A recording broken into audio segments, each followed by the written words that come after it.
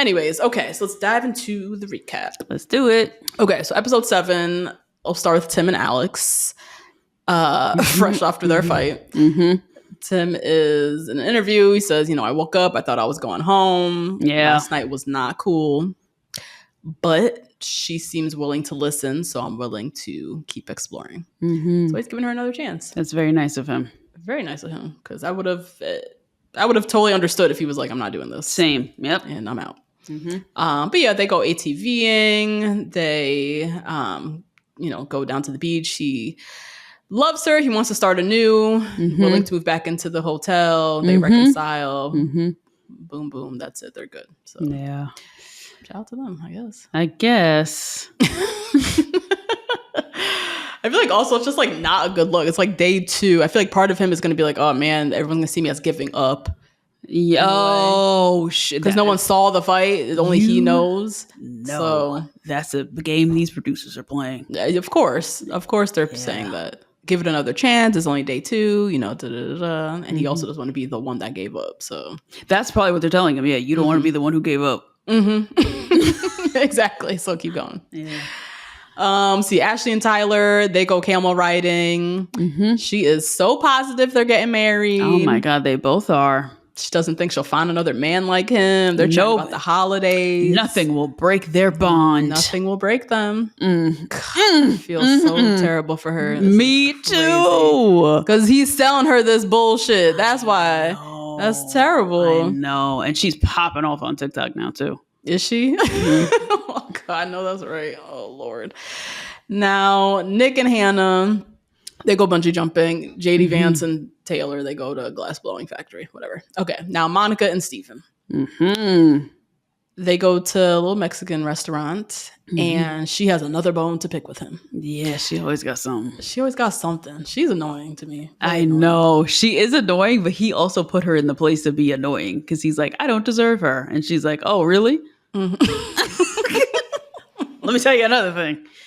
I just don't like how she's like keeping score and like, you told me I would get flowers at this point in time and you haven't delivered yet. Oh, but that's also valid because she was the only girl who didn't get no flowers. I know, you did bring that up. I get it.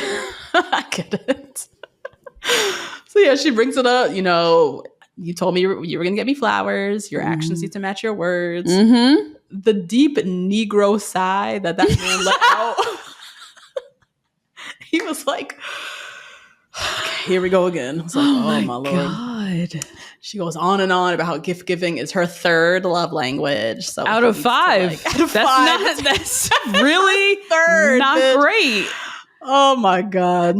And for him, he's like, my family, we can never afford gifts. He's like, it's my last love language. Like, I don't remember the last time I got a gift. Like, it's oh my God. And the exaggeration on that end. I don't remember the last time I got a gift. It might be true. I don't know. So every family is different. So anyways, he brings up the point of like, I haven't felt like our financial upbringings would be an issue. Yeah. Just like a context we didn't really understand. We've never heard yet of their dynamic. Like she comes from money, he doesn't, it seems. But he kind of brings that up and says something about like, trying to make a point like if I get you a Kate Spade bag, and she's like, oh no, Kate Spade. I agree, girl. Don't be giving me no damn Kate Spade bag. What the fuck? This man don't know what that shit is. Oh my God. But don't be getting it for me though. I need to make that fucking clear. Make it clear.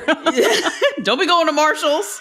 He would be the one that walks in with a Michael Kors MK logo bag and be like, here's your Birkin. Yep. You're welcome. Yep, he would be. Oh God. So he then to me, it was like Freudian slip after Freudian slip. He was like, if suddenly I'm having second thoughts, I'm by no means afraid to marry you, but like he just kept saying all these things. He was just setting her up. This is not going to work out. Yeah. In my head, it's not happening. But yeah, he's like, I'm feeling overwhelmed. I don't want to feel overwhelmed at the altar. And yeah, her point is like, you're saying all of these things. I just want your words to match your actions. And that's it. So then we have another little couples mixer. And Hannah's telling the guys that she's teaching Nick things. Alex is telling the ladies how, he packed his bags, but they smooth things over. Then suddenly there's like fireworks at the beach and all the couples go to watch, except Stephen and Garrett. Yeah. They stay back to chat. They're middle of the conversation, finishing out the convo. I knew immediately this was going to piss off Monica. She's gonna make a whole thing of it. So she comes back. She's being very passive aggressive. He looks terrified of her. He does look scared of her. He does. Yeah. And I think she kind of likes it. I think so too. I think it's the same with Hannah. With Hannah and Nick, they have a very similar, dynamic. So then he brings her over a drink and like apologizes and it's like, oh yeah, me and Garrett were just deep in conversation. And then he goes off on this long rant about how, what they were talking about was them being on the show and being in the spotlight. And, there's going to be these female fans who are homewreckers who are going to come out of the woodwork to want to suck their dicks. How did he get there? Why is your head there? And what are you thinking about on the toilet? This? Yeah, this girl, this is what he's plotting and scheming. Girl, he's plotting and scheming. Because this doesn't happen. I don't even know what he's talking about. I don't know. This is Love is Blind. Like, I'm sure they were in Brett's DMs. That's 1,000%. Yeah. But you don't look like Brett, my nigga.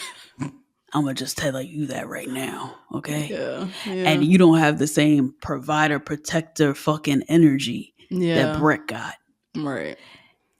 And you were a Trump supporter. Yes, off rip. You're getting a certain kind of woman in your DMs. A certain kind of lady. Suck their dick, go right ahead. Yes, who wants to suck the dick of a secret black man? That's right. That's a very interesting cross-section of kings. I'm sure that your niche little fan that you're thinking of is out there, but 1,000%, they definitely are. Oh my god, so weird! It was so weird, so weird, so weird. Oh my god! Not even Jarame said no shit like this. This was one of the weirdest things that, like, what? And just an assumption. It's a really cocky assumption. That people are going to be in your DMs offering you sexual favors off of the basis of your appearance on a television show. Love is Blind. That is really, you really think you really that guy. And I would too if I was a black man walking around secretly as a white man. You really think he's hot shit. Yeah. So anyways, the couples eventually head back to DC. Move in with each other. They got 3 weeks to integrate their lives, meet the families, all of that before the weddings. Now, Nick and Hannah, she has a feeling he's the type who she'll have to ask to take out the trash. To do everything. Yeah. Do everything. Even the way he approached her about her dog. She was like, oh, yeah, my dog Luna. He was like, oh, do you want me to help? Yeah. Already getting out of it. Already trying to wiggle his way out of it. She's like, he is my dog, but he's about to be our dog. Our dog. And yeah, nigga, you gonna help. What are you talking about? Yeah. So yeah, they kind of like talk about taking out the trash and just trying to understand how this household's division of labor is going to go. And he's claiming he's mature and he'll pull his weight and all of that, but we'll see. No, you can already see. He's probably a big fan of weaponized incompetence. Oh, God. He also lives at home, so and he hasn't done a lot. He just hasn't done a lot. So her fears are valid. Yeah. Yep. Oh yeah, definitely. Let's see. Taylor and Garrett. They sit and have a little conversation about social media, share their socials with each other. His Instagram, as we know now or before he's like modeling and shit, but it was just all fish. So they just kind of joke about how that's the guy she married essentially. Yeah, that's crazy. But anyways, they drive to Fredericksburg to meet his family.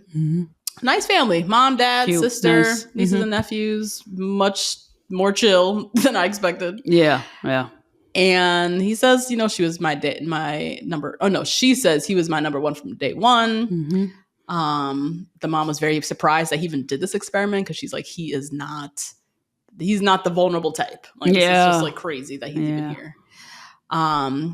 We learn also during this visit that her parents don't really want anything to do with the show, filming, anything. Seems like she's still working on them. Yeah. Seems like they want nothing to do with this.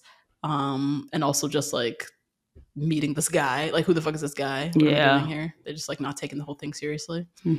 But yeah, he really was trying to sell Taylor to his parents. Yeah. She got her master's from Johns Hopkins. She works in clean energy. She works in government or policy or whatever. And she's easy to sell because she's fabulous. So exactly. Yep. They really looked out. They got a great one. Yeah, I like how they clarified that too. All their issues were like with the process, not with her. Not with her. They're very clear. I like that. And then the mom got super emotional talking about raising kids and just like how, as a parent, I can only imagine. Like, this is too much. Imagine. I can't imagine as an auntie. Yeah, this is too much. Oh my God. Your son who never dates, who doesn't bring anybody home. He's literally a physicist. A robot. Suddenly is in love. Brings home this chick I do not know. They're getting married in 3 weeks. He's eventually going to tell me we're moving to San Diego. Now we're talking about kids. And I just met her. What's her name again? Taylor? What? What is it? Like, you're in New York Fashion Week? Your hair is long? Yeah. So it's just a lot. The mom, I get it. She was just skeptical of the process, as you said, not really Taylor.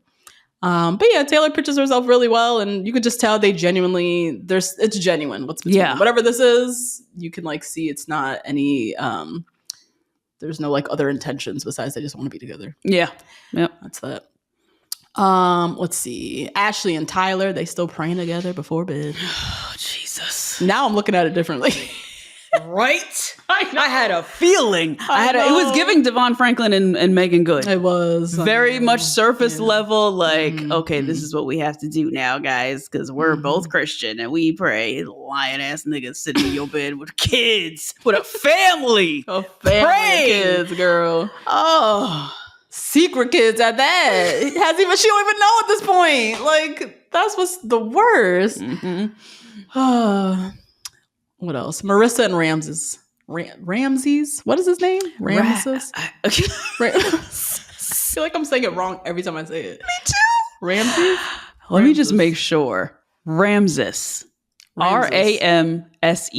Ramses. Ramses. Okay. Yeah. So they talk about wedding planning. She wants an all-black wedding. Everybody's wearing black. They're in white. I hate that. What I hate about it, I don't even hate so much everybody's in black. It's him in a white tux. That I hate. Oh no, Pillsbury Doughboy. Hate that. That's the point. The part I can't take it. But and like I want to see what he would want to pick out, right? Wouldn't you want to see? He's so like fashion-y. Yeah, what's he gonna wear? So anyways, they're settling into life. I feel like they're living in DC, but she lives actually in Baltimore. So they talked about her commute is like killing her. She's in law school. She's like, I can't do this. Like he said he's flexible. He's gonna be moving to Baltimore. So that's nice. Oh, great. Okay. But yeah, they talk a little bit about their wedding ceremony. She is wanting a woman to do the like officiant, more spiritual, less religious. She literally says God can take a back seat for her ceremony. I said, whoa. Yeah. I was like, wow. And then I wondered what those spirituals were. Are they crystals? You think there's crystals? She's into the horoscopes and stuff. So yeah. She loved the horoscope. I've never been to a witchy wedding. Me neither. I'm down. Definitely. Totally. But yeah, she's like, we're not doing the religious thing, which might be an issue for him because his mom is super Christian. So. Yeah. But then we learned why she's so anti-religion. Is because she was raised Mormon. And so now in my head, I'm like, okay, Marissa as a human is starting to make a little bit more sense. Yeah. And so she's, she had a Mormon upbringing, and very, still a little triggering. She talked about how like white-centered Mormonism is, how male-centered Mormonism is. Hence why she's just like very anti trying to be too religious with the ceremony. He, on the flip side, very opposite. Grew up in the church, grew up in a kind of, he said fire and brimstone. So that sounds like Pentecostal to me. That's how I grew up. So like two opposites, but he's still, I don't know if he's still in the church or what, but he's still more open to it. Yeah. I don't think he's as anti as shit. Like, I think it caused her pain. I don't know if it caused him pain. Pain in that way. Right. Then they start talking about movies. And she's like, yeah, the Barbie movie made me realize that I'm not accepting any man who's for the patriarchy. And that's when I was like, okay, Barbie was made to Natasha's review of the Barbie movie. I thought of you immediately. Oh, Barbie was made for her.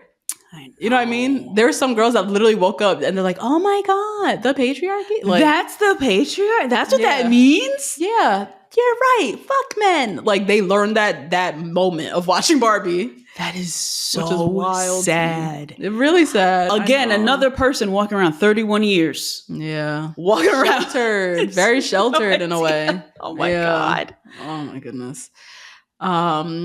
But yeah, because he was like, what? You just learned that? Yeah, he started cackling. He was like, the Barbie movie, Barbie movie? Like, he was also like, But she was like, yeah, well, the military really brainwashed me. Like, I used to be super patriotic, and then starts talking about her military background. So she's been brainwashed twice. We got Mormonism and the military. Oh God, yeah. Those two cults my girl's been in. So he's like, all right, well, speaking of military and patriotism, where are you at with that? And I just knew immediately, like, they were just going to be on two different planes. Yeah. This man said the term cis hetero. I know. I was like, oh, he's on a different plane from where she's at. Yeah. You know what I mean? Yeah. Like, I don't know too many straight men who even know what cis means versus hetero. You know what I mean? Mm-hmm, so I was like, oh, okay. He is super liberal. She is somewhere maybe in the middle or something. She's trying to find her way. She's trying to figure it out. Trying to find her way. Because her identity is rooted in these things that are also so systemically terrible for her. Mm-hmm. So she's trying to figure it out. Yeah. So yeah, she says, she doesn't support half of what the military does, especially at the cost of other countries and what the U.S. military has done to other countries. And from his perspective, he's like, I wasn't born here. I do feel very privileged to live here now in the U.S., but I am very critical of this country and how it has operated around the world and has destabilized other countries. So they kind of have this back and forth, she's out of the military now. So she's, you could tell, reflecting more on what the military means, what it stands for, like where she stands morally. But it's tough for her because she grew up in the military and she's served for 7 years, I think she said, or 8 years. Oh my gosh. So she's like, I do think we need the military. Yeah. But it's because of the bullying the U.S. has done. Right. And mostly she's like, I ultimately support the soldiers and the people, the people within it. And she's like, I understand many of them, being so young, they joined the military as she did, not really knowing the gravity of what you're signing up for, not knowing that you're potentially going to get deployed and have to like be in war and kill people. Yeah. And so I'm just kind of sharing her experience on her thought process with that. And he's just very critical. Just like I don't think he ever pictured himself with a military woman before, so too. Or a patriotic woman before. Yeah, definitely not. Can I read you out what he does for a living? Oh yeah, sure. So I just Googled Ramses, and it says, according to glamourmagazine.co.uk, he's an associate for a nonprofit that aims to enact justice reform in the U.S. Yeah. According to his bio on the company's website, he has worked on initiatives including a campaign to end sexual assault in prisons. Oh, wow. So he is not only coming to this with the perspective of an immigrant, not only coming to this with the perspective of a very liberal man, he's coming to this from a perspective of a person who's also making the country better, but he's not in the military. Right? So he's like almost judging her in a way where he's like, you're not making the country any better, but you're way more patriotic than I am, even though I'm actively making the country a better place to live. Place, yeah. Yeah, that's exactly it. That's and she's context, like, exactly. What? What do you mean, though? Can you define feminism again? Like, she's still so confused. She's trying to figure it out. Yeah. But they're both for the people, though. I appreciate that she said that like, I'm for the people who are in the military system and making that very clear. Yeah. Because that's where, I mean, there's no guessing where the fuck I probably stand in the military. I don't have to go into it with you guys, but I think that's where I see Ramses' point of view is like, It's complicated. He never thought he was going to be with this woman now who's in the military, and he doesn't want to like completely judge her because she spent her whole life in 8 years to invalidate her experience and say that was some bullshit. Right. And you are a terrible person. Right. Like, he's not trying to do that. And you could see him struggling to not judge her and be too critical. But it's tough because of where he comes from. And also working in spaces where you're fighting for the disenfranchised. Mm-hmm. But then someone here is like, well, I, served in the military and I did my part.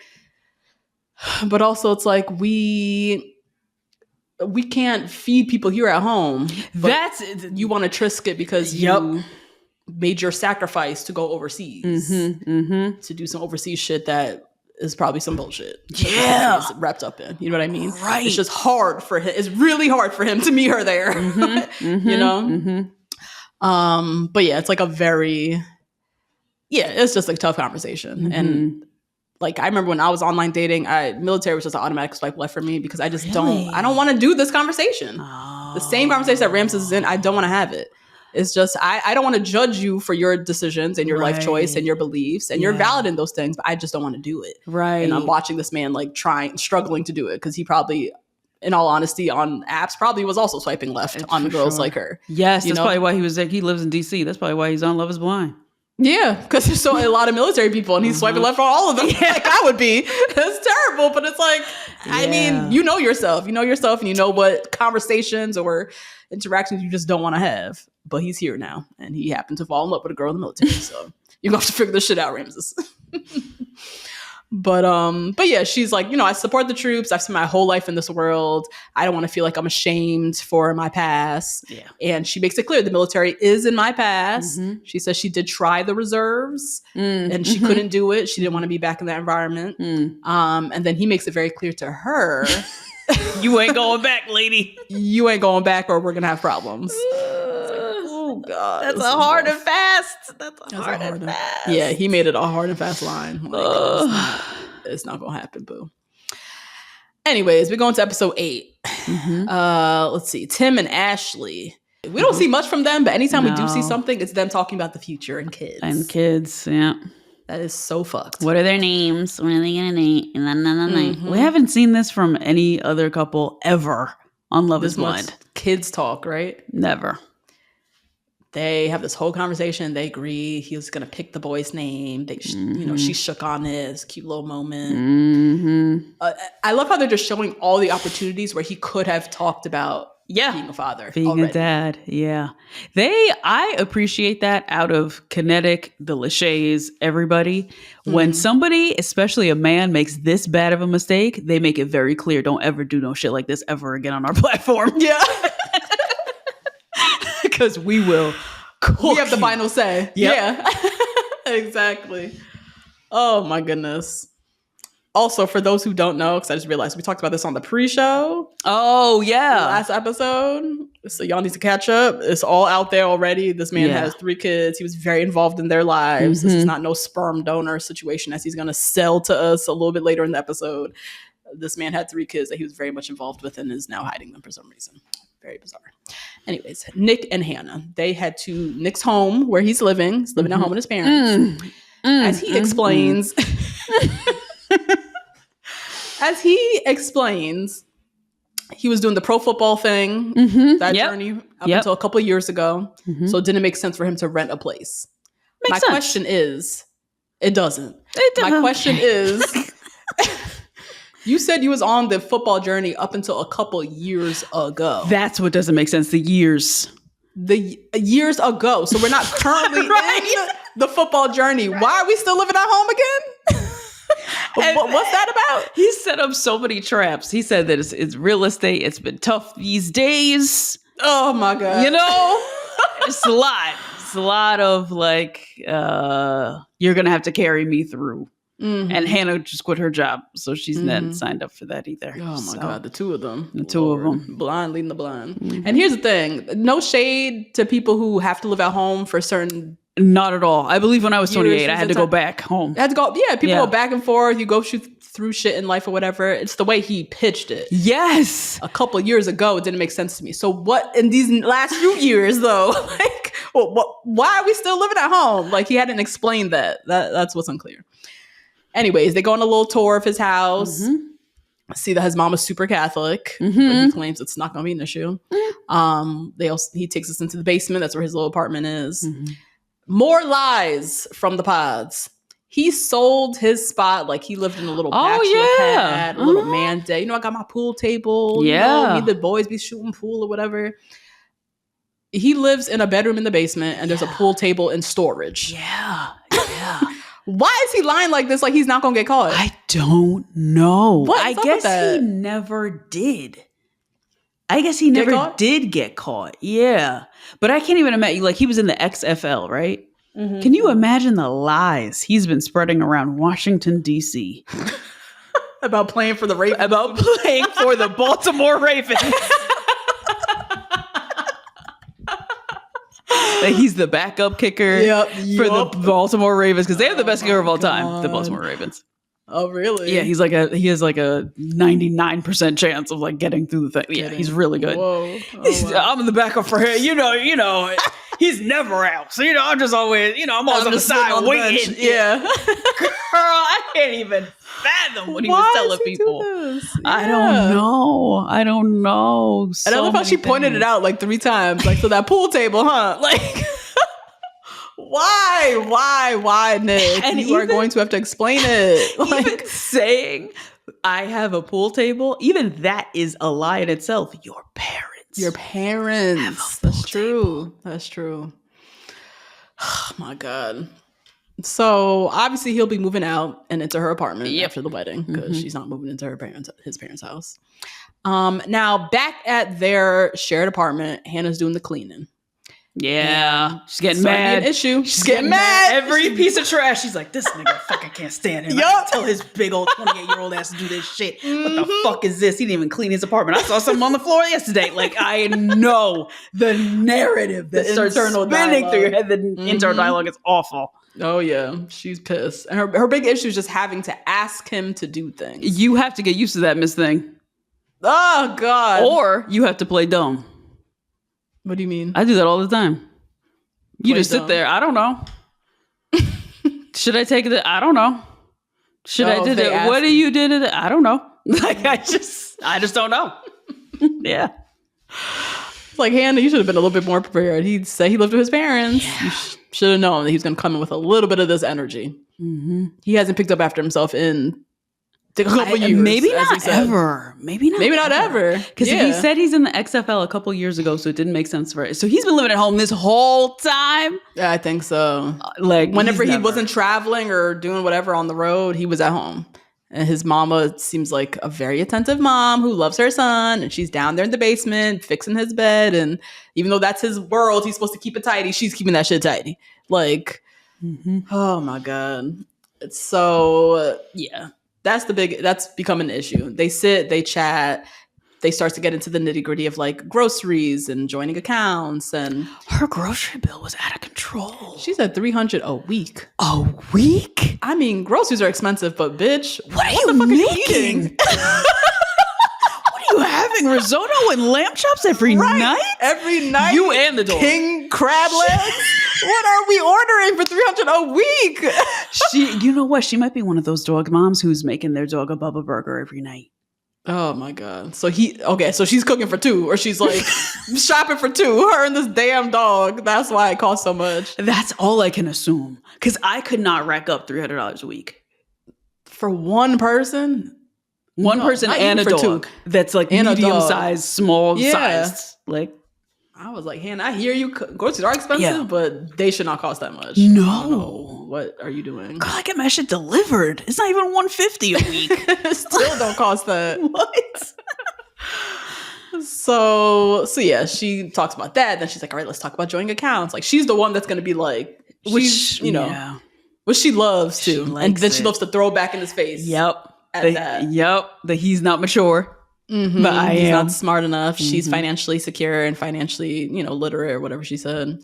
So yeah, she's like, let's talk utilities, rent, car, phone bill, health insurance, stocks. You don't invest in stocks? What do you mean you don't invest in stocks? Like, very condescending. Very.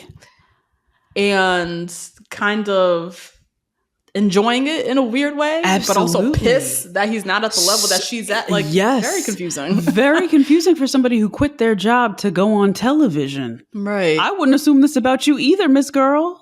And also signed up to marry this man knowing full and well he lived at home with his parents. So now you're pretending like you didn't know some of these things. Yeah, right? So I don't know.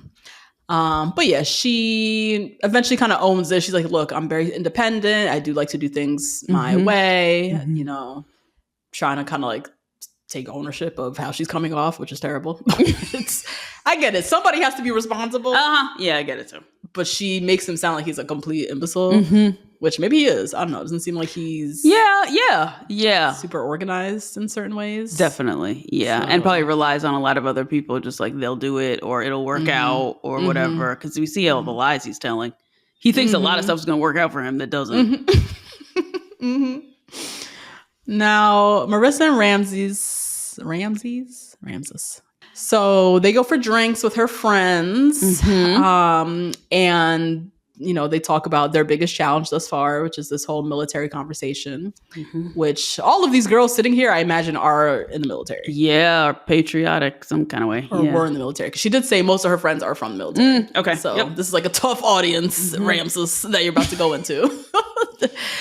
And he makes it very clear, like, if she decides she wants to go back into service, like, it'd be divorce. Like, it's, for him, a moral thing. Your politics are tied to your ethics, as he put it.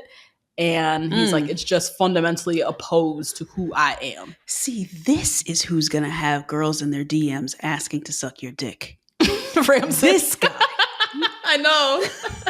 So I was like, ooh, get it, Ramses. Me too. With your Jerry curl and your 2 ponytails. Right. But he defended himself very well. Yeah, he's well-spoken. Yeah. He's very clear on what his values are and where he stands. Right. He's not apologizing for it. I didn't stutter when I said it would be divorce, and this is why. Like, he made it very clear. And the friends, too, were getting defensive, but he really spoke his truth. And they were, by the end, like, yeah, I kind of get it. Yeah. But yeah, he was like, look, I'm from Venezuela. Venezuela has a very complicated relationship with the US. Still does. I stand with those, as he said, under the hammer of US imperialism, period. I was like, boom, there it is. Yep. That's why he's so staunch in where he stands. Like, you can't fault him. He's been personally affected by the boot of US on the neck of the country where he's from. So he's like, yeah, I get it. I support the troops and all that, but no. As far as kids go, he's like, look, our kids will make their own decision. Like, she should feel free to talk about her military experience, her past, but our kids will make their own decision. It's not like I'm going to be like, no, they're not going to the military. It's up to them. But by the end, the friends seem to give their stamp of approval. Yeah. Like, he sold himself well. Yeah, you can't not with him. You can't. He sells himself really well, and he's really confident, as you said earlier. Very so it's hard to be like, no, don't be with him. Yeah. And he's also not like, fuck you guys in the military. Y'all are stupid. Right. Like, he's backing up why he has these viewpoints. Yeah. He's backing it up with personal experience and is not speaking completely out of his ass. So that also is, you know, I guess reassuring for the friends. Now, Tim and Alex, her dad is the only person in the family who doesn't know anything about this show, this engagement. I don't know why. They always have somebody who does this, sets up their parent like this. Congratulations. You played yourself. No, but she just wanted to go on the show. I know. God. So even the way she was prepping Tim, she was like, so, you know, you're going to pull my dad aside and then you're going to say these things. And then me and my mom are going to leave the room. And I'm like, what is this Tyler Perry stage play that you're directing? Girl, this is too much. This is a lot of pressure. I'm already meeting your dad. Now I have to remember to leave the room on page 4 because you need to go here on stage left. Like, what? That is a lot. It's scary to meet a father, I think. And now I got to listen to all these things, these directives. Yeah, and I lie to this man's face. And lie. As if I did not propose to you, as if these cameras, lights, and action are not sitting here in the room with us. Like, oh my goodness. Oh, man. So Tim, like Act 1, Tim is outside grilling. She is inside with the parents. I think her parents are divorced, so they hadn't like seen each other in a while. There was a moment. Yeah. She's the only girl, so we meet her dad, mom, she's the only girl daughter, I guess. What am I saying? Mm-hmm. She's the only daughter. 2 sons, 2 brothers. And the dad's energy already. He's like not excited. Don't know what the fuck this is. Why am I here? Mm-hmm. Tim comes in, pitches himself. So it's nice. Like, very nice, respectful, clearly very good with parents. Yep. But it felt like an interview. It felt so stiff, felt so unnatural. It's yeah. I hate that it feels like this. Like, and I wonder how it would have felt if she didn't have to have all these parameters around her dad's acceptance. Mm-hmm. Yeah. So they sit and eat, and we learn that the dad and Tim actually have a lot in common. Mm-hmm. Weird stuff in common. A lot of random shit. Yeah. Both born in the UK, grew up on Air Force bases, like a lot of just background upbringing things. So that obviously warmed the dad up a bit. Mm-hmm. That's the thing. Dads aren't that tough. You find like 2 things. Oh, you like golf? Honestly, oh, me too. Oh, you like that? Like, it's not that hard. They're really not. As we say, men don't talk about anything. Nothing. I like basketball. Oh. You saw that Bulls game? You saw that son? Like all of a sudden your son. All of a sudden. Your son, right. But he warms up, which is nice. Mm-hmm. And then the dad and Tim get a little private time where he reads the letter that he read to Alex in the pods, where it was like addressed to her father. Adorable. So, very cute. Mm-hmm. I was crying watching. I was tearing up. And I asked Crunch, I was like, is this how it went? He was like, I don't remember. I was like, all right, well. God, Crunch.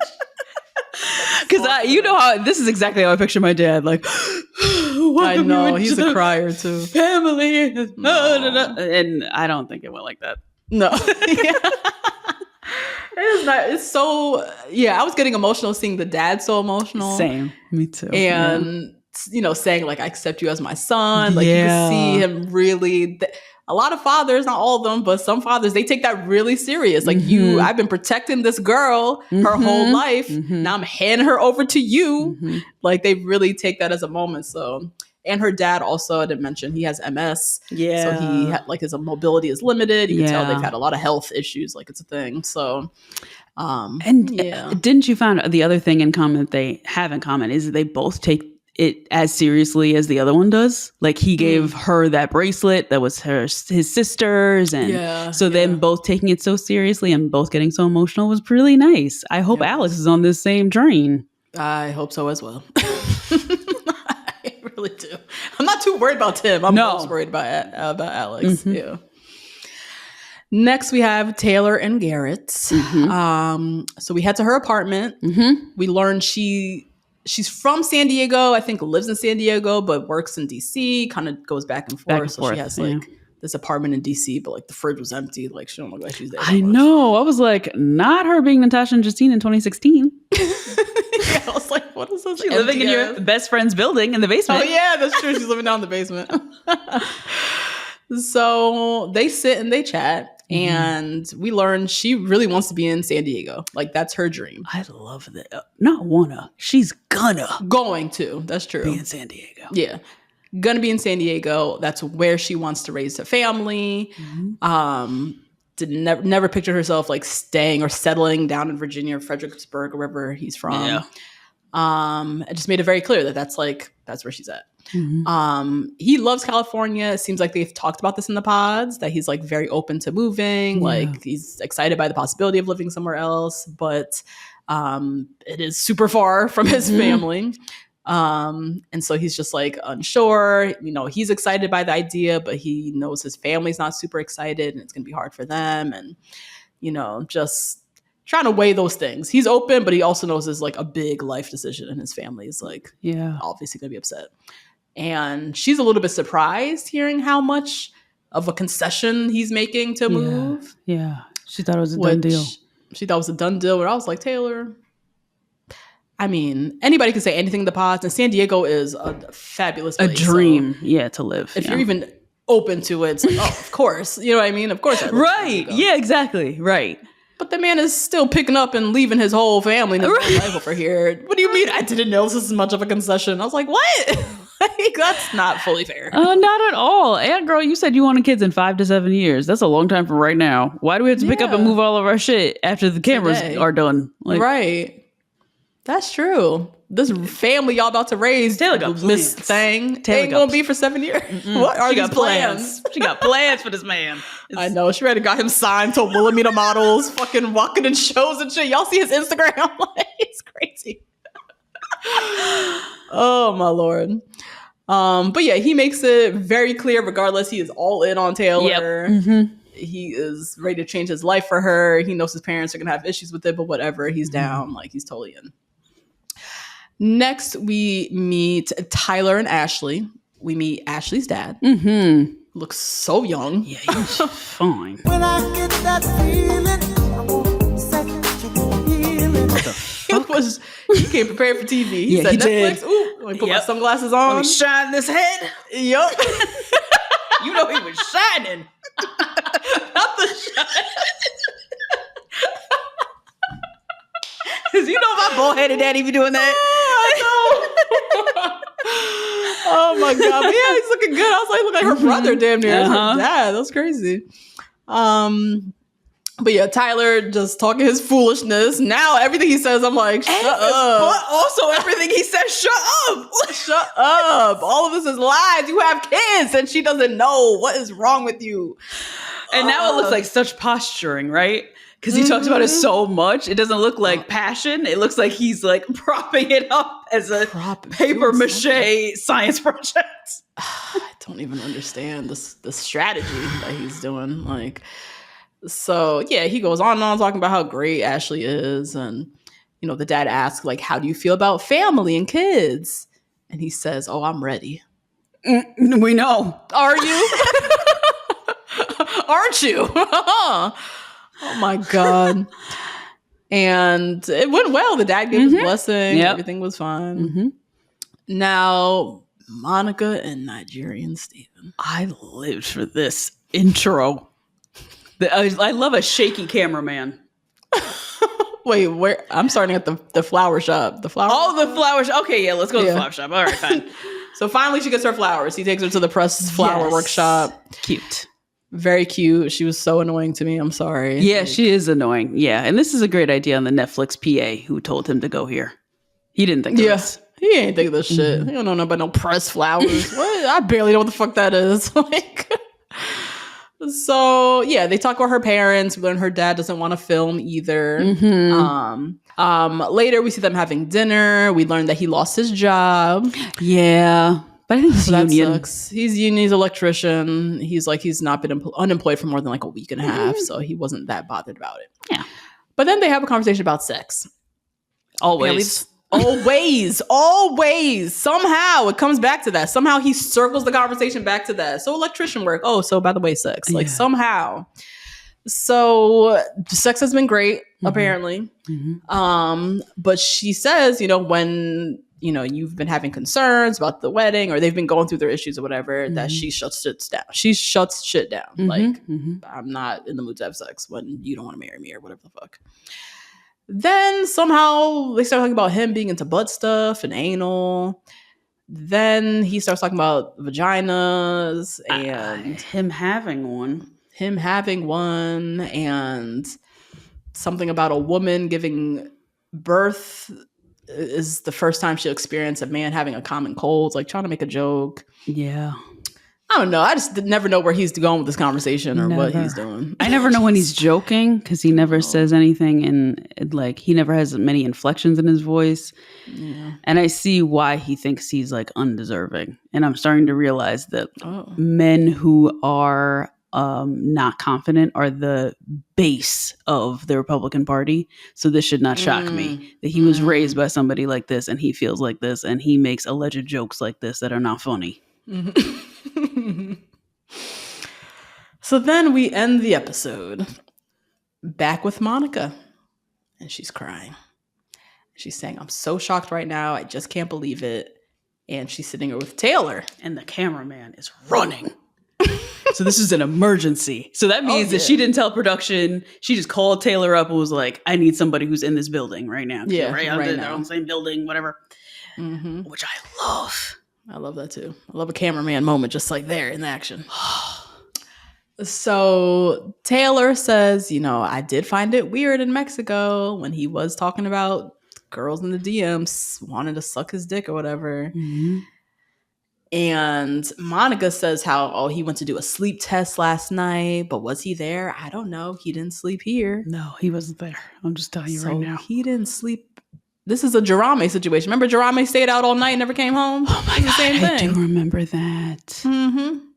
So Steven didn't sleep there last night. No. To do a sleep test. I don't even know what the hell that is. This is if he has sleep apnea. Because I know he up there, Is this for his job? Maybe it's for his job. Oh, that he doesn't have. That he doesn't have. Girl, I don't know. The testing is. Please drop in the comments. I think my dad had to do it for his sleep apnea machine. You got to do it before you get one of the machines. You got to do it if you have Oh, you think it was like a medical thing? Yeah, that's what I assumed. Work related or show related or okay. Oh, maybe, okay. Yeah. So anyway, she's talking, shit about him, and he literally cues Steven walking out to the kitchen to grab a beer, so awkward. Oh my God. And he shuffles back to the room. Yeah, yeah.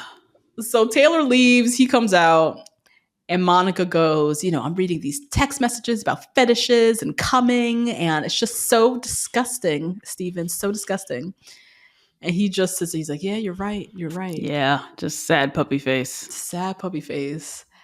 He claims, so his story is that he was at the sleep test last night. Right. But he was drunk while at the sleep test. No. And so in his drunkenness, he made a dumb mistake with someone who texted him. In the sleep study. I think she had sleep apnea too, right? This hoe who is at the sleep damn exam or whatever the fuck. Who's also drunk? Who's also sexting drunk. At the sleep y'all supposed to be sleeping, but y'all sexting. It just made no sense. And no ownership. He was drunk. It was the drunkenness. She texted me. It wasn't me. Just pushing away the blame of this fuck shit that he got himself involved in. Crazy story. Oh my God. So Monica immediately calls out the lie. She was like, it wasn't just yesterday. Y'all were texting today. This morning. It started yesterday and it went to today. Now he can't remember texting.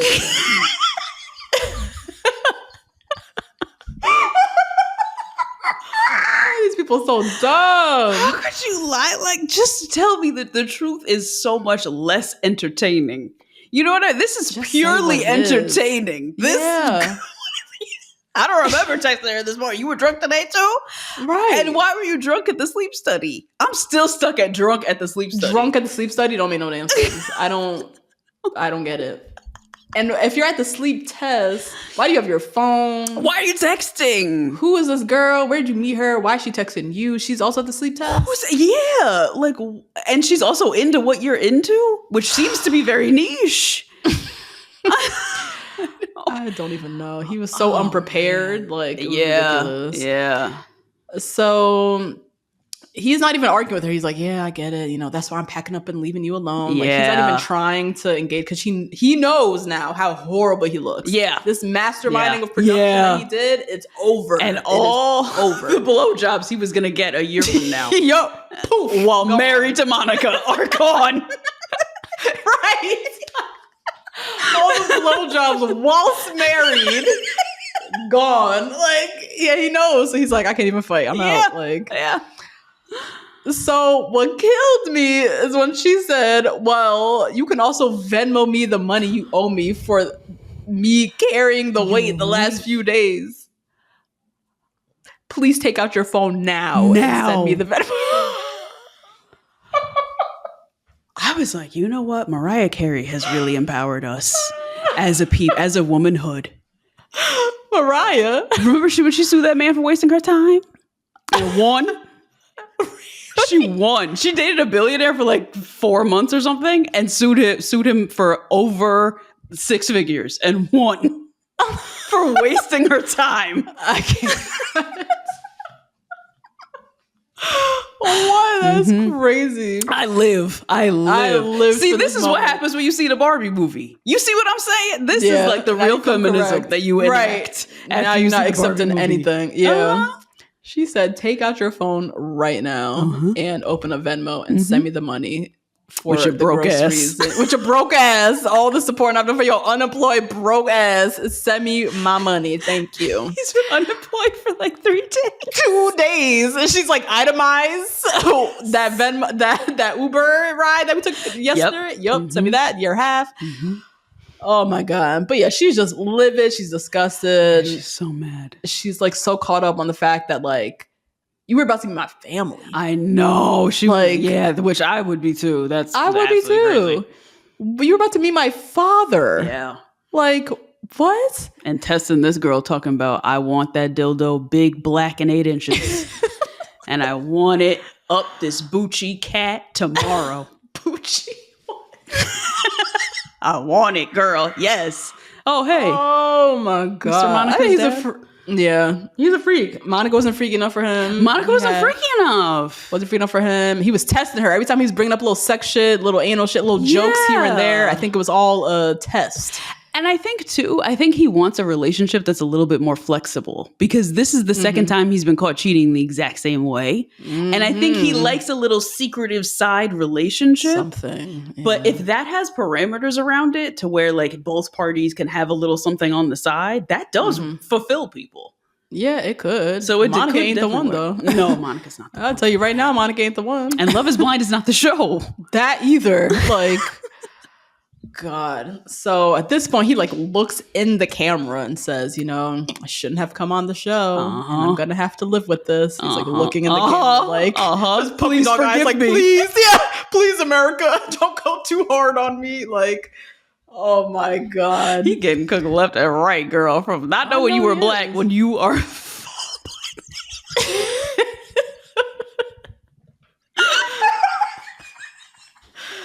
I know they are. Bonnet TikTok is tearing that ass up. Girl, I have to show you this one of this Nigerian woman who gave him a full Nigerian name. It's like 4 names, and she keeps calling it. Please, I gotta send it to you. Oh my God! And now you did this too. And now this, Stephen. You are embarrassing. But I low key want to see him on Poor Minds. God. I want to see him on Lip Service with Angela Yee. Right, like getting torn up. Asking him the questions like, what did you like? Did you say anything in the pause about what you liked? This stuff is important. I gotta know if you like it in the butt. That's an important thing. If that's fine, but you need to not go on TV and be trying to DM girls on the side and end up with a girl like Monica who seems very straight-laced and not into your freaky shit. Like, this was going to end this way in some way, shape, or form.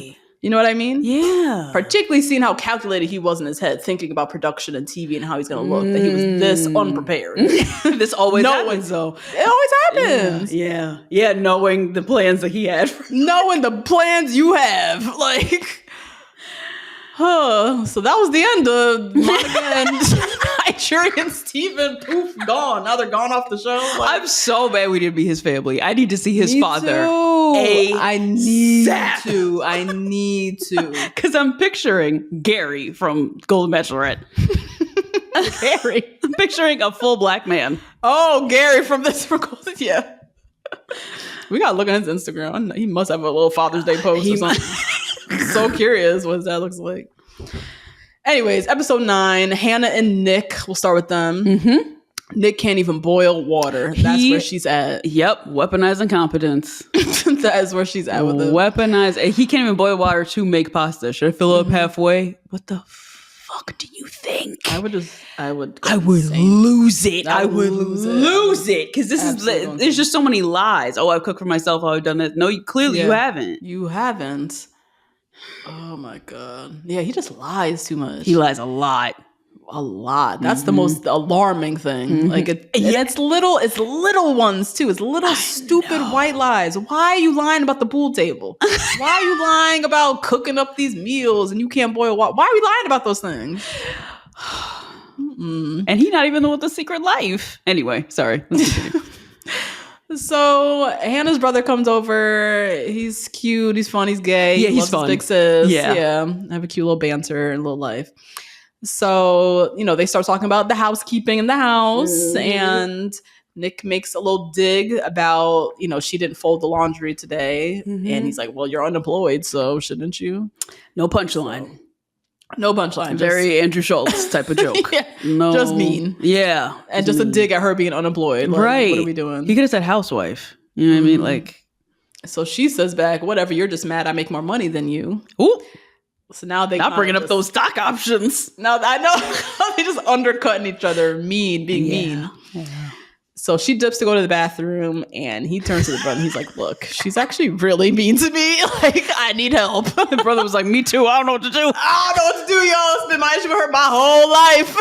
That's a mean bitch right there. Good luck. Like, it's another one that started dying. I was like, not your brother throwing you under the bus. Talking about she's the first one I came out to. I love her so much. Blah, blah, blah, blah, blah, blah. Never mind. She beat as fuck. How are you doing this? Right. We should team up. He could offer Nick no help. Like, couldn't do it. Later, Nick goes to meet Hannah's parents and her little brother. And her parents are very good looking. They look very young. Yeah. She was not lying about her mom. She was not lying. Mom is just a smoke show, whatever. And her dad was cute too. Yeah, shit. Her dad was cute.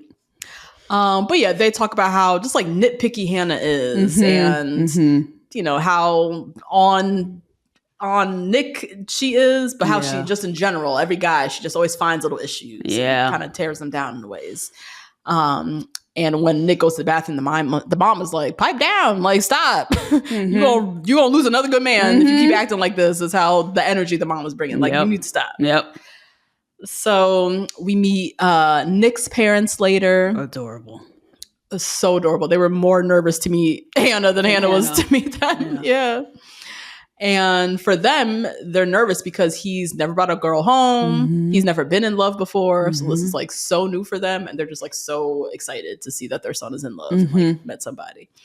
But yeah, they're like super warm. Yeah. Hannah's very bubbly and nice. So she made like a really good impression, came in with gifts. She's very easy to talk to. Yeah. We learned Nick's mom is Cuban, so that's interesting. That is where he gets that Travis Kelce persona from. A little bit of suave swag. Yeah. And then, Nick and his dad, Chad, and the dad was saying how, like, your mom really pushed me. She helps me grow and change. And he's like, yep, I'm feeling that with Hannah already. Now, Garrett and Taylor, turns out, his parents do have a lot of reservations. They're having little side text combos and side emails, and this whole move to San Diego and the fact that she's a stranger is just a lot for them. It's just a lot. And Taylor makes it clear that she like respects that they have their concerns. She also respects that he's having his own private conversations with them. She's just like, I just want to get to San Diego. I just want to show you where I'm from, meet my family. This trip needs to happen. That's it. But they do bring up the concern that he has of her dad, who's very anti being on camera, very skeptical of this entire thing. What if her dad says no, doesn't, give the blessing, doesn't want anything to do with this. And they kind of discuss the possibility of both of their parents not supporting this wedding, this whole timeline, and like what that's going to mean for them. Oh my gosh. I'd love to see that conversation. Me too, because I ain't moving to San Diego for somebody's family who said, fuck out of here. Yeah. I'm not. And I'm not getting married just period. If the dad says no, we can't do this. So I think I like seeing them have this conversation, be very honest and open about it. That's what I like about this, like these analytical thinkers. Yeah. You need to have a little bit of this. Somebody has to have a little bit of this because sure, this whole thing is a leap of faith, but it also is, it's a family thing. Like a wedding is a family event. It's two families joining. Yeah. So we got to be serious about this. Are we going to walk down the aisle and say yes, knowing that your dad said no and my mom is still crying about me moving? Right. Oh my God. And to your point of being analytical, we're also on the deadline that doesn't make sense. So like, they always keep that at the forefront. Yeah. Which is nice. They remember we're on TV. This is a show and all this shit's fake. We can do whatever the fuck we want, actually. So I wouldn't be surprised if they both agree to say no at the altar and just date for a little bit. Yep. that they definitely seem like the couple that would do that. Later, a bunch of Taylor's friends come over. They again talk about San Diego, this whole sacrifice that he's making to leave Virginia. And he just makes it very clear what I have with Taylor is far and above worth giving up everything. I just want to be with Taylor, and I just want us to have our own family and make our own story. So I like that. Even the friends checking in, like, this is a big sacrifice. Like, you sure? Yeah. Are you sure you want to do this? Shout out to Geneva, my sister-in-law, who moved from San Diego to Tallahassee, Florida, to be with my brother. Oh my God. And give us Sterling. You know, Sterling was gave born us Sterling there. in the process. Yeah. Yep. Yeah. So this is like a reverse move from Virginia to San Diego. You're gonna be just fine. Garrett. It's a great place to live. Yeah, exactly. But it is a huge sacrifice to move cross country from everything you know to be with somebody. And say goodbye to all your family and friends, and to be that far from your family is like so crazy. It was crazy. I remember at their wedding, everybody's speech, Geneva's parents, her bridesmaids, like she had co-maid of honors. They all made a point of like the moment that Geneva sat with them and told them that she's moving. She's leaving San Diego, the only place she's ever lived, to move to Tallahassee, Florida. And like they all just gave their perspective of that conversation and how they knew like this has to be true love. Yeah. What the fuck leaves San Diego to go there? Yeah. Like, so I like how they were just like checking in on him. Like, you sure? Yeah. Like, you sure you don't want to do this? Now, Tim and Alex, they head to his apartment. She'll be moving into his place, so that's cute. But then they head to her apartment. Yo. She gets my Becky the Week for going on TV when she is this messy. Okay. There's a difference, yes, I get it, between messy and dirty, because I know messy people love to say this. Well, there's a difference between messy, that line is thin when you this messy. It is. This looked crazy. She looked almost like a hoarder. Yeah, it looked like there was a lot of doors that couldn't close. Yes. You know, a lot clothes of that. spilling out of closets. You have to walk on the clothes to get into. That's literally like hoarders, where they're walking on like piles of garbage that been there for years. Yeah. Why you go on TV like this? You can hire you can get a friend to go and tidy up before they come with the cameras, or get a friend to order the TaskRabbit to let the person in to at least shove it in the closet and close at it. At the very least. Because I wouldn't want to make somebody do this. You're going to do 100 loads of laundry and do it? No. Like, what I just didn't understand is that she had to pack for the experience, I guess. And like, this is how she left her house. This is how she left. For weeks. I was like, oh, girl, you can't do that. That's nuts. You can't do that. You grown with this. She's like 32. You grown, and this is like someone, when she goes on vacation, she leaves in a hurry and she leaves dishes in the sink. You come back from Mexico and there's fucking ants because she left a pot in the sink. That's a lot of projection. This is what it gave to me. This is what it gave. She left for weeks, essentially, to go on this experiment and came back to this. She's somebody who don't tidy her place before she goes on vacation. Yeah. That is... Oh, I know. Isn't that weird? Because don't you want to come home to fresh sheets? To a nice, clean apartment. Hello. Alex. I couldn't. Yeah, I can't either. But whatever. Because I pack. I'm like, okay, it's 10:35. My flight's at 6 a.m. Let me start packing now. I'm that type, right? I get it. Yeah. But I've never left piles and piles of shit like all over my house. That's like so weird to me. How do you close the door? You don't. Just spilling out. How do you close your front door and leave and be like, it'll be fine? Right. How? It'll be fine. I don't know. I don't know. And as you said, didn't ask a friend to go clean up before the cameras come. That also makes no damn sense to me.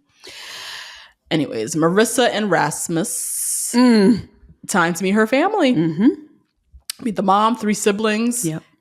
All super bubbly, adorable loud siblings. talkers. Yeah. Like everybody, a lot of energy, just like her. Yeah. Mom immediately, she's like, I don't like this look you got. What is this Jerry curl? What is this? What are these 2 little things coming out the That That was so crazy. She was like, I don't like this 80s look. I don't like what you're doing here.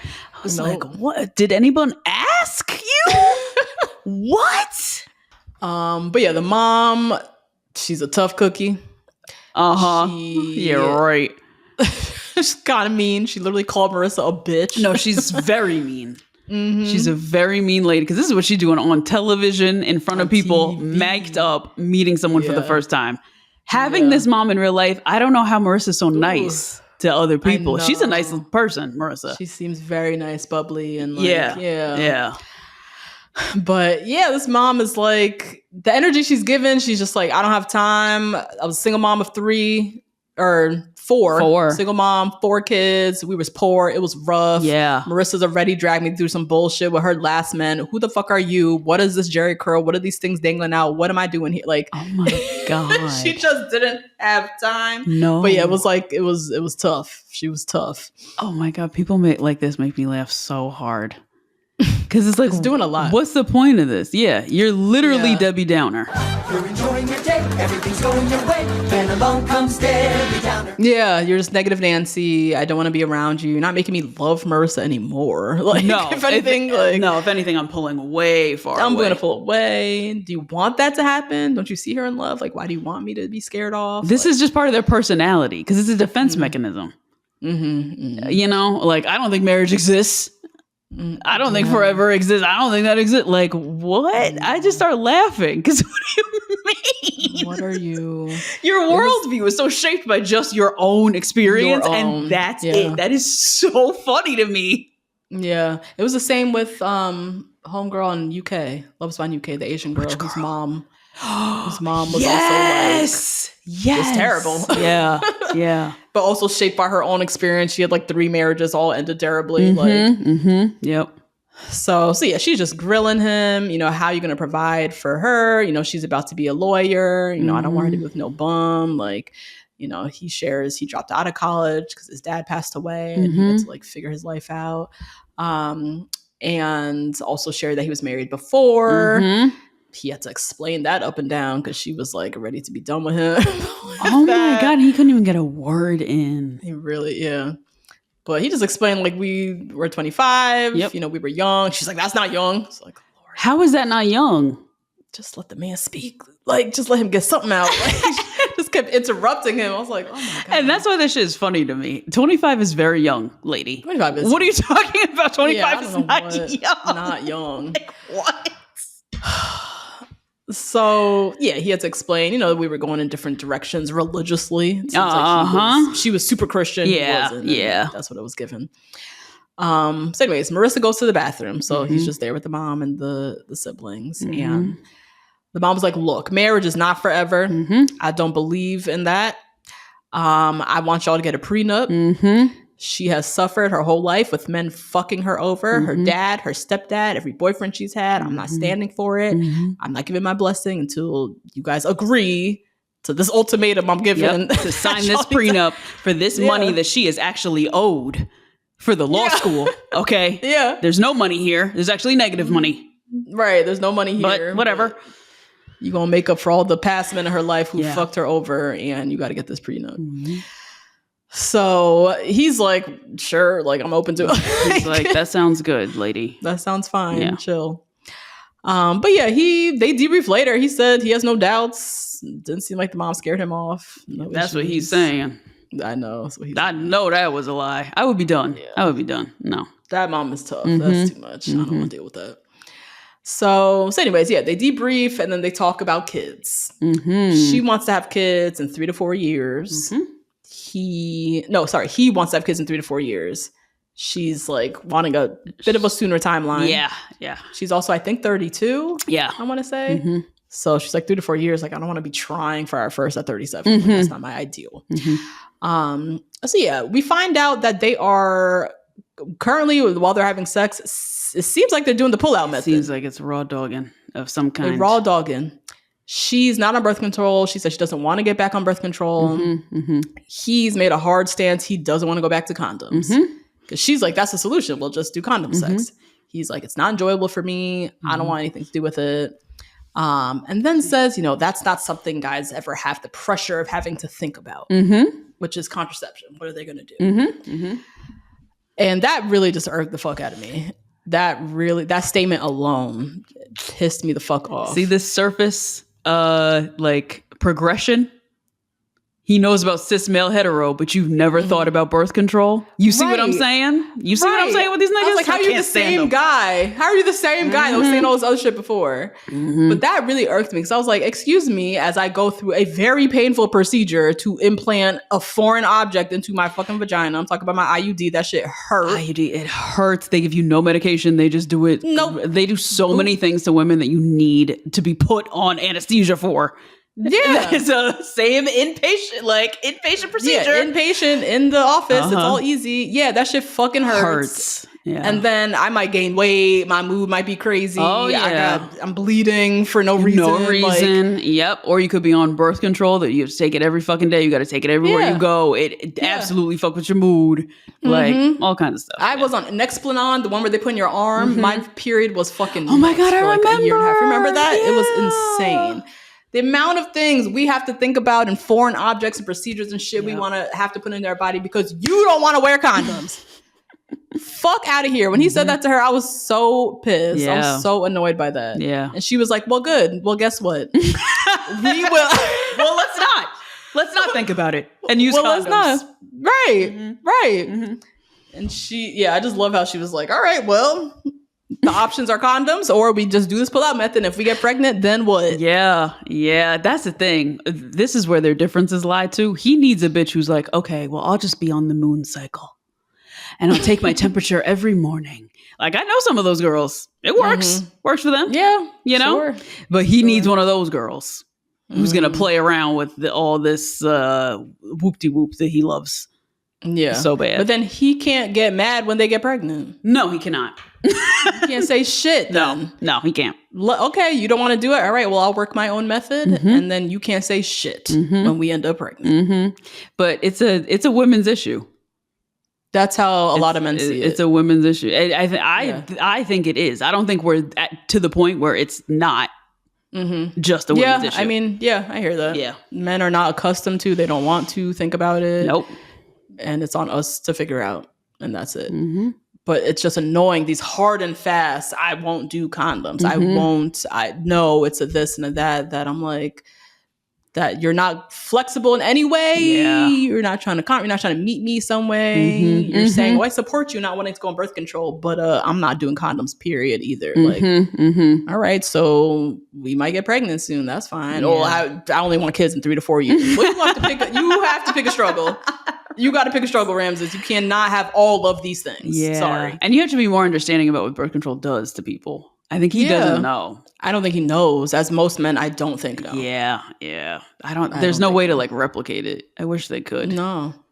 And let's say literally sit in the office as we're getting the fucking oh my god, as you get it IUD done, implanted or you take something that your testosterone doesn't appear at 6 a.m. It now appears at 5 p.m. So now you have mad energy at 5 p.m. and nothing in the morning. I don't know. They just don't have it. They don't have a way to replicate it.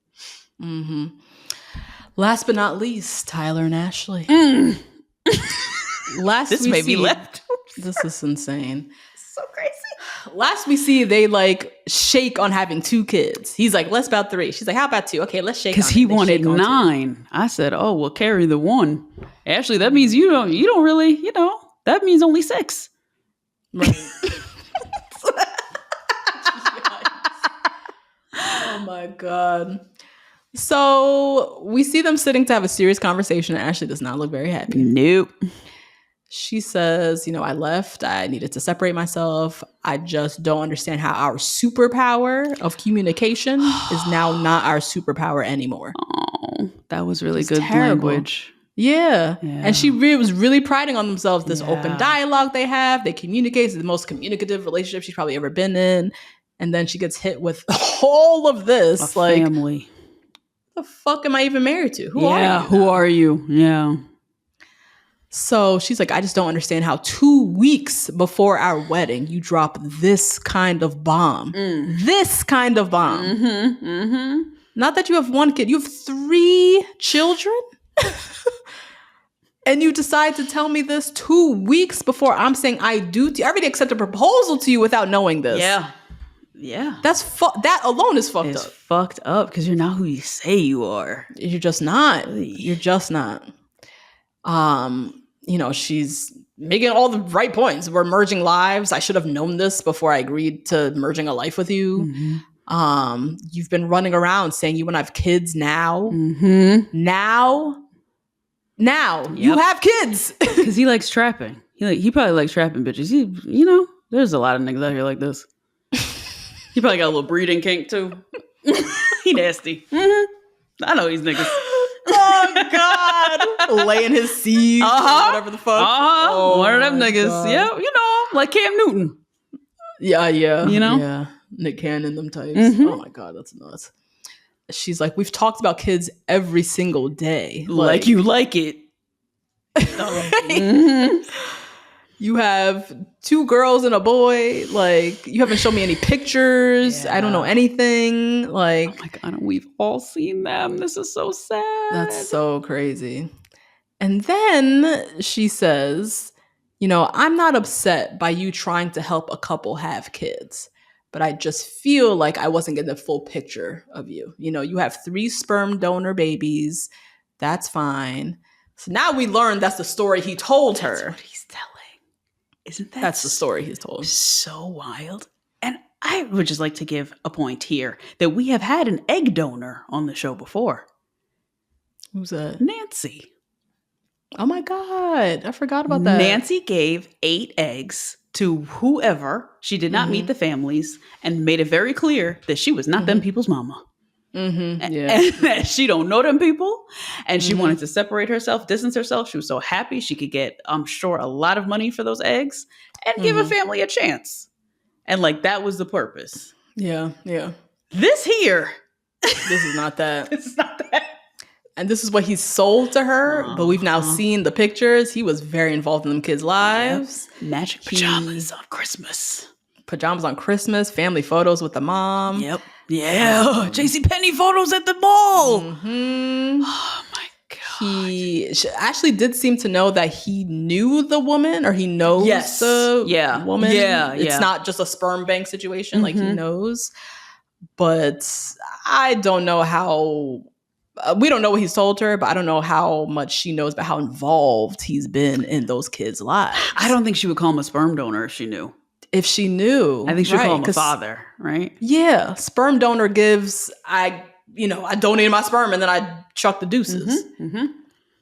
But we've seen them Christmas photos. We've seen the Facebook multiple photos of him and the kids and his mom posting of the kids. And yes, talking about my grandbabies. Yeah, it's fucked, y'all. It's so fucked. Oh my God. And the fact that he tried to delete them as if this'll do. I know. What is going on? What is I don't understand. How are you a father one day and then the next you erase all them kids and pretend like they don't exist, and now you call them sperm donor babies? What? When there's so much evidence that it's not the case.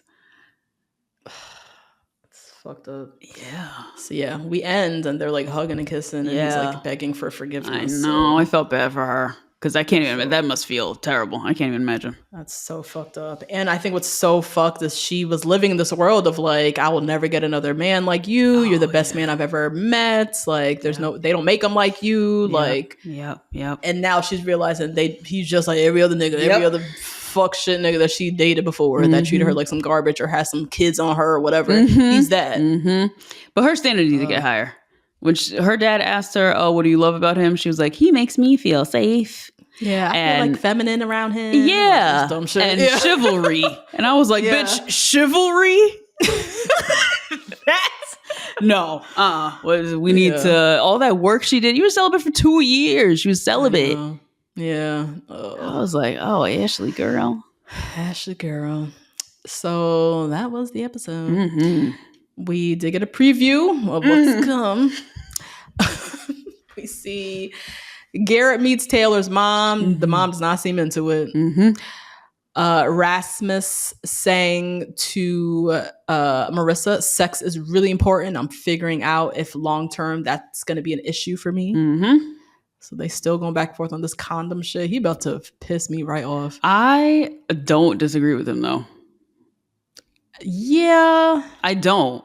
But I hate condom sex though. As a woman, I'm not a fan of it at all. See, and I don't, it wasn't a thing for me. Yeah. So, but I see how it is. And if I don't like it, I can't even imagine how bad it is for a man. So I can understand this, like, I have a rule too and I'm not doing this. I get it. Mm-hmm. Yeah. But we trying to have kids or nah? Like, because we can't get pregnant for 4 years then. Mm-hmm. Mm-hmm. Yeah, that too. That has to move too. Yes. That has to move because we might be pregnant tomorrow because you don't want to use condoms. Mm-hmm. You know what I mean? Mm-hmm. And the only way I can do it is going by my temperature.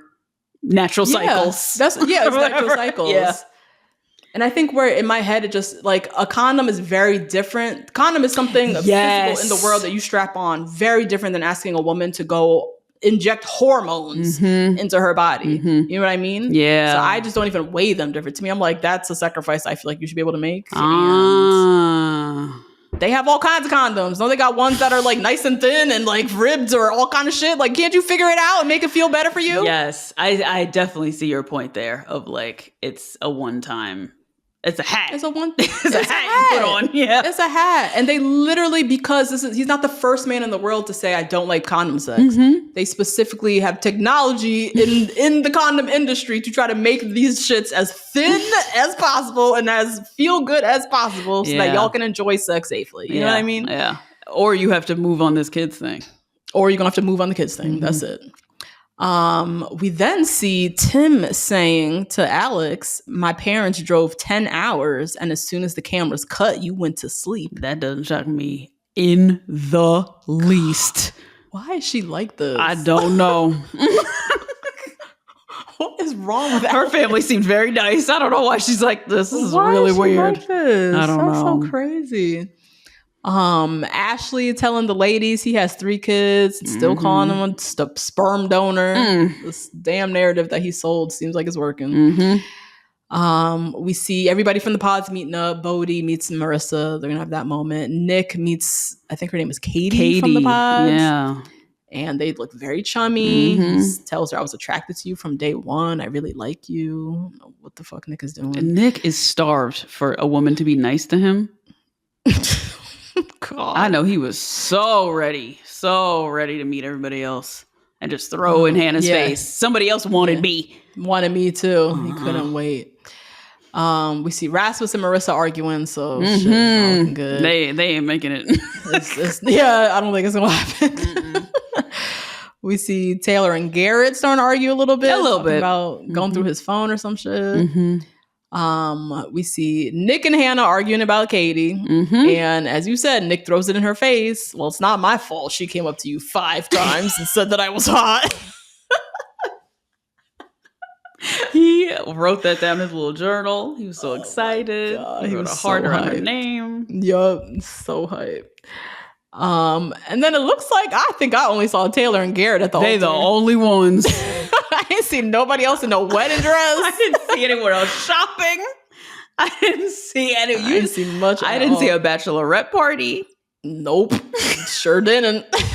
I think I saw Marissa in a dress. Oh, you did? But other than that, I didn't see anybody. I see her down the aisle. Yeah, you could look for a dress all you want. We've seen people go dress shopping and not make it down the aisle.